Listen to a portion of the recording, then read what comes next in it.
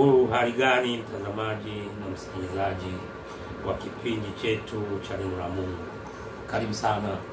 Mungu akubariki mahali popote ulipo. Ninaamini tuko pamoja. Karibu sana. Mungu akusaidie. Jina langu naitwa mchungaji na askofu, makamu askofu wa jimbo la Dar es Salaam FPCT. Niko hapa Mbweni Teta, unashuka Ubungo. Kitokea makumbusho au mawasiliano Tegeta Boko, unashuka kituo cha Ubungo. Tunapatikana hapa kanisani. Tuna somo letu lile la somo letu la uaminifu, sifa za uaminifu, kama ni mtu mwaminifu na anayeweza kunyenyekea. Tunaendelea na kipengele cha 9 cha 10 na cha 11.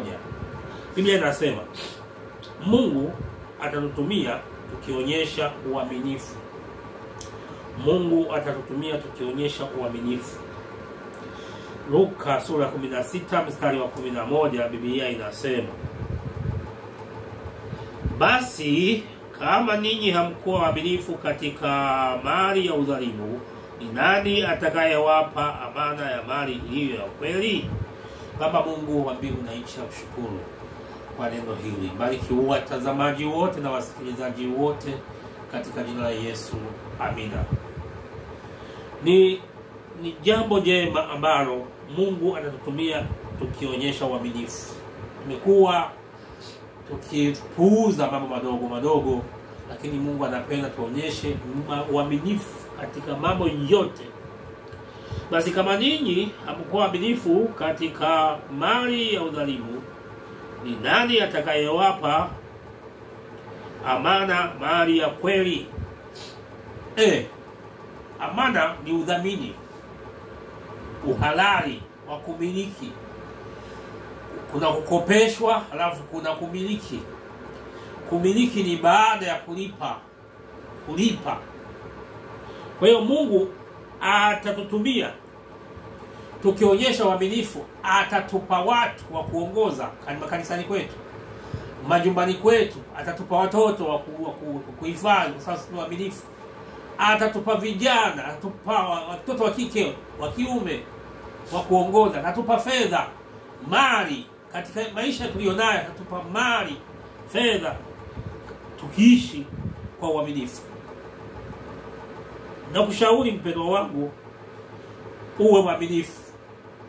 Anasema uwe mwaminifu mpaka kufa, nami nitakupa taji ya uzima katika Ufunuo. Ni kweli, uwe mwaminifu, maana uaminifu pia ni hatua nzuri. Kama mtu sio mwaminifu na mtakatifu, basi hupaswi kukaa kwa mtu yeyote.